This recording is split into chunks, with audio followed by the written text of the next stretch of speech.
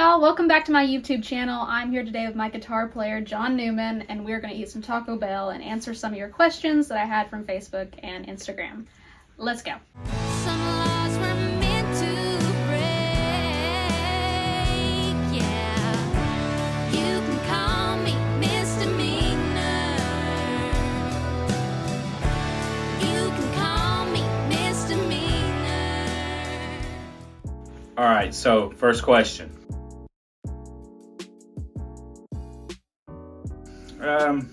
I'd have to say the next one is going to be enough until the next one.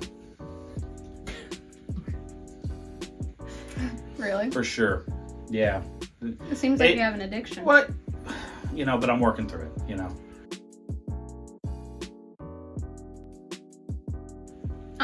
For me, I think it was like a combination of people. I listened to a lot of Dolly Parton as a kid, and that kind of inspired me as a writer.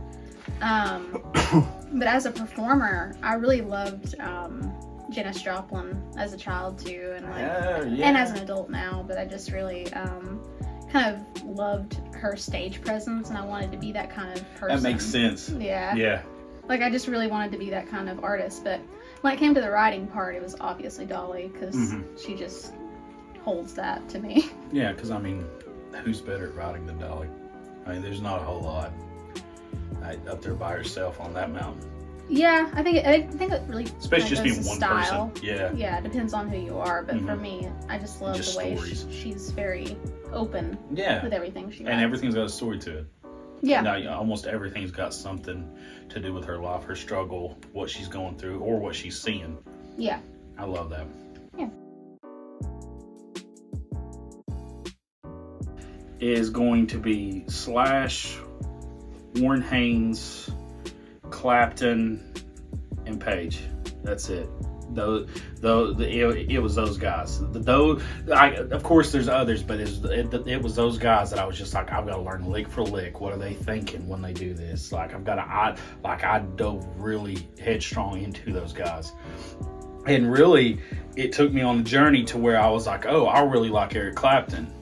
And then I started digging into Eric Clapton. Then Eric Clapton led to people in Chicago that was playing the same thing. It was just really blues. It was straight blues. Yeah. And then I went from people that was in Chicago doing it, like Howlin' Wolf, Waters, people like that. Then that led me down to like real bare bones blues. And it was just a journey.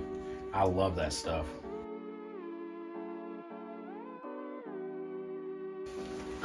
Switching from uke to guitar has definitely been like challenging at first, especially going from 4 strings to 6 strings. Like that's a big deal to me. But I really enjoyed learning, my finger picking style on 6 strings and kind of getting used to that over time. Like at first it was very foreign, like complete shell shock. Yeah, I was kind of like, what am I doing? What am I doing? Like, there's so much more to work with. Like, yeah, there's a lot more real estate on this fretboard. Yeah, but I think it comes with time and patience and just practicing, and it gets easier over time, and you know how to handle both instruments. So, yeah. I gotta say that's one thing I adamantly respect about you, because you're just fearless when it comes to that thing. Yeah. You know what? You know what? Give me that instrument. Watch me do this.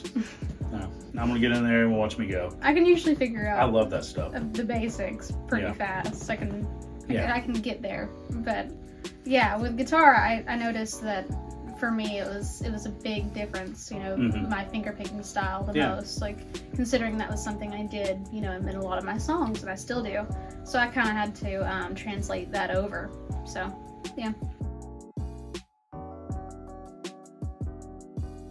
I want to say 11, 12, something like that. And I bought my first one right after that first concert. I bought it from a pawn shop, and I kind of dabbled in it. I didn't know what was going on. This was before the internet. It was the dark ages, honey. It was dark. It was real dark. I can't even imagine what you went through. None of that. So anyway, I bought it. And I kind of dabbled in it, but it wasn't until I turned about 16 that I got obsessed with it.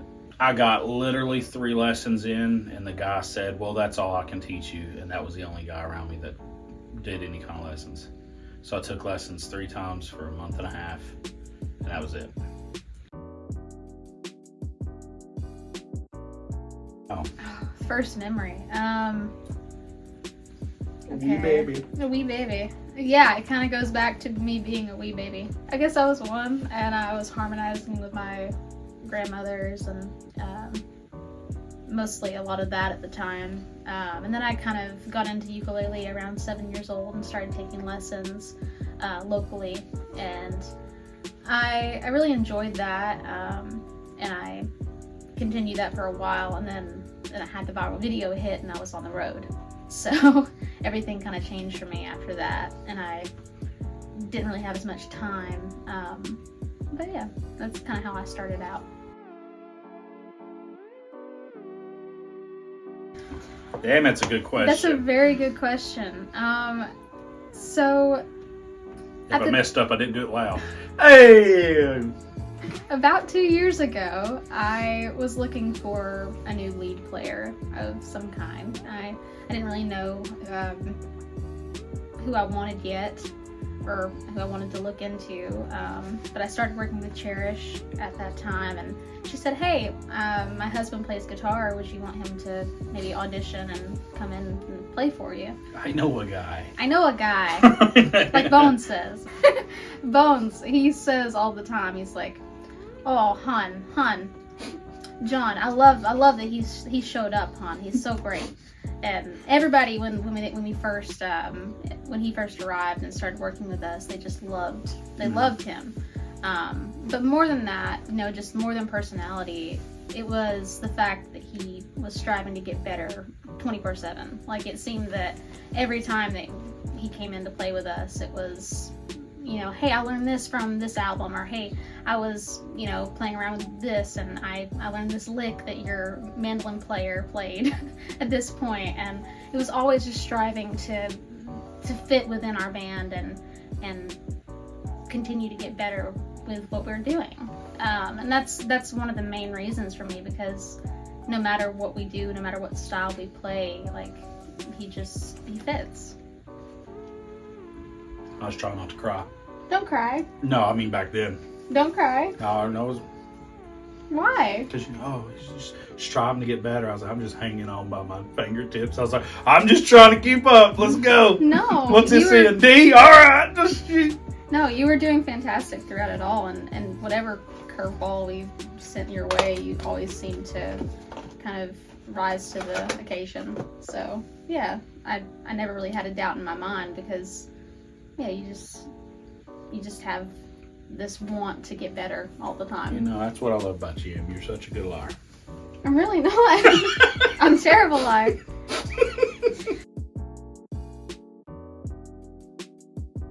What inspired me to rise to the occasion of EmiSunshine? I really wanted to be involved in a band, and more importantly, I wanted somewhere in a family in that band to call my own.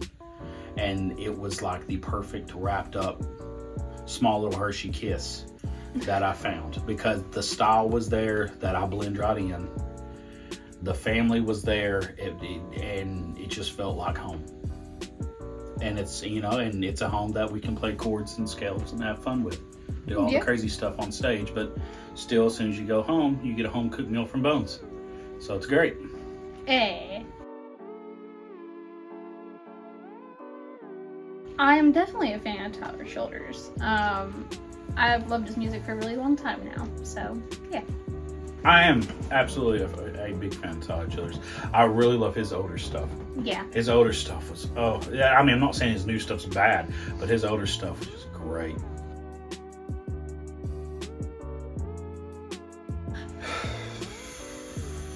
My favorite guitar I've ever played was the 1964 reissue by Gibson, and it's a 335. I played it in Carter Music. That guitar was it. What's your favorite? Well, what's your favorite? Mm-hmm. My Henderson is my favorite guitar. I love it so much. My acoustic. God, I need to steal that. I will not allow it. It's so nice. And then my Emerald. Like, that's a good one or the other. It's always one or the other. I could have stole that one. You could have, but I didn't. I'm leaving a lot of the lead parts to him because I'm She holding the steals rhythm. everything. I do not. No, I'm letting him shine in that area because I feel like I need to hold down that rhythm, and also I do play a little bit of lead on my tenor guitar on certain songs throughout my set. So yeah, I kind of leave most of it to him, but every now and then I'll step out to shine a little bit. I would honestly say, and that's one thing I love about playing in the band, is because neither me or you are showboaty enough to be like, oh, that's mine, that's mine, that. No. Like, we are really encouraging of each other. Like, anytime that I see you step out and do a lead lick, I'm just like, yeah, get it. And same for you. Yeah, exactly. Yeah, I love it.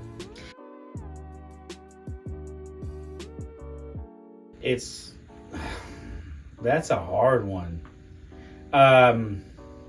From the newer stuff, definitely Last Supper. And general, like what I've gotten to perform so far, like what I've actually played on stage, is Down by the River by Neil Young. That and Saint Stephen by the Grateful Dead. That's good ones. I have two.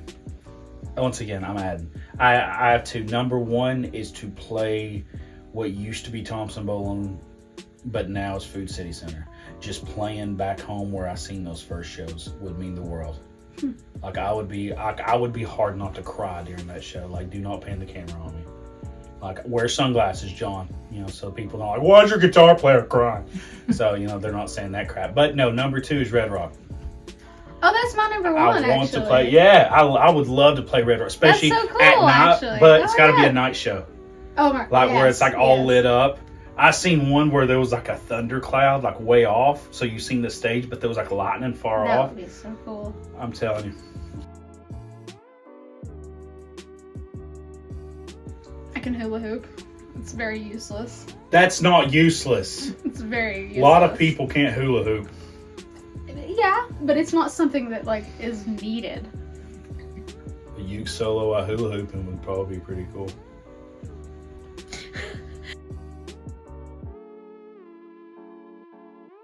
Okay, I have this. There we go. Don't play it with Mom. Makes me cry. Jason Isbell's new album. There's a song on there called I think it's Good While It Lasted, and that is one of my favorite songs right now. And every time I hear it, it makes me cry. And I love it. I'm the same way with Elephant by him. Oh, it's that so song good. tears my heart out. My favorite song that I sing. Probably the last one. No, not really. I would say off of my new album, Ellie has been one of my favorite songs right now to sing. Not because it's vocally challenging, but because of the story behind it and just because of the melody. I've really fallen in love with singing that melody because it just, I don't know, it's just like butter it just feels like butter whenever I sing it. It was scary, bro. Not so much scary because they put the pressure on me, but because I put a lot of pressure on myself. Yeah. I really do. I tend to over-prepare for everything, and then I try to come up with situations that I know if this happens, I got this. If this happens, and I try to over-prepare, and a lot of times that can lead to overthinking, and I do that a lot to myself. But it turned out phenomenal. It went great. Yeah, it was your first time in the studio, yeah, so I first time in the expected you studio. to be a little bit. Yeah, I was nervous, but I was wearing shorts. I was ready for everything. Yeah. Yeah. What is that? My favorite to write on this album was probably Crow in the Ring. Even though I know it's not like the standout, maybe it would be, but I don't think it's going to be like the standout on the album to a lot of people. But I genuinely love this song so much because of how it was written. We were sitting in the studio kind of talking about what we need to do for the melody of this song, and I kind of felt like this idea that I had would go well with the subject matter. And we sat there, we talked about it a little bit. I wrote the melody, and we decided to put down the guide track right then and there. And that usually doesn't happen, not all at once. You write the song and you wait a little bit and you record it, but it just kind of happened all at once there. And yeah, it was just a fun way to go about recording a song. So that's my favorite. And Bob played his hind hand off on that song. He did so good on that song. He did so good. I was so proud of him. Good. He did so good. No, I was proud of everybody who played on this album. Like, so much love was put into it, and I can't wait. A lot of talent. Yeah, like so much of it was put into this, and it was fun. I'm proud of it. Yeah. I mean, there wasn't nothing too serious. It was just fun. No, it didn't have to be. No.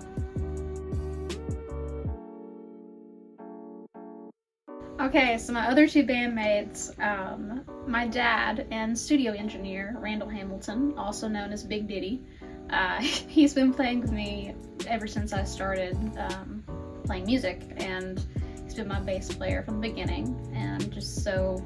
Hello, bass player. Oh yeah, I'm so happy to have him be a part of everything, and yeah, he does a great job. And then my Uncle Bobby, he plays drums for me, and has since I was little. He even played with one arm for a long time when he got hurt at work, and he would play for me still. Mm-hmm. And he's always been so dedicated, and I'm so proud of him. And yeah, they all worked on this album together, and it's been such a beautiful like ride to see all of them get to know each other even more, and just all of us, you know, becoming better as a band. You know, I've noticed that so much in the past like year and a half. I'm just very proud of everybody. It's getting really tough. Yeah, I think so. I really do. I'm very proud of everybody.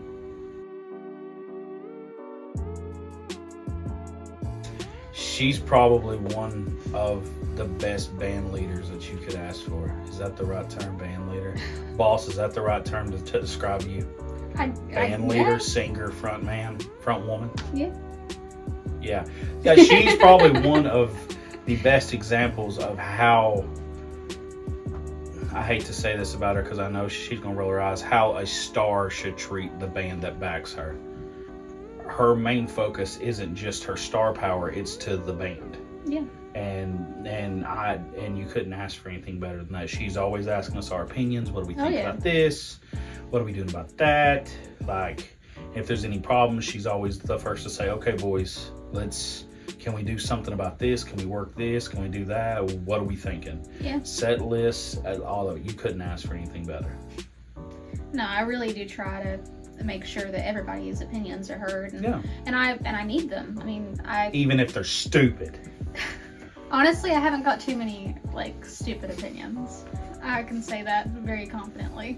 But no, I really do value my team's opinions, and I'm very thankful to have so many people behind me that you know want to help lead our band in the right direction. Because to me, this is a collective. This is us. Like it's not just me. It's my band. So, yeah.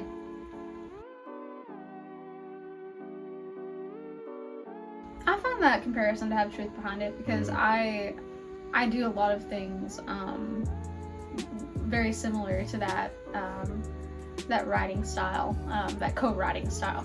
I love to compose a melody at any point in time. Like that's my thing. I'm good at that, and I love to add in lyrics, but at the end of the day, I do love to like make melody. Like that's where I shine. And I love to work with my mother on a lot of these songs because she's a great storyteller, and she can lead a song into any direction, and it's really a beautiful thing. And yeah, working with her, it feels like it's another piece to a puzzle. You know, as a writer, it's really cool to be a part of something like that. So yeah. So, my album is coming out June 13th, and I'm so excited about that. Can't wait. I really can't wait for this. I mean, there's gonna be vinyl. I mean, I cannot wait for that. I mean, there's gonna be CDs. There's gonna be you're gonna have it online.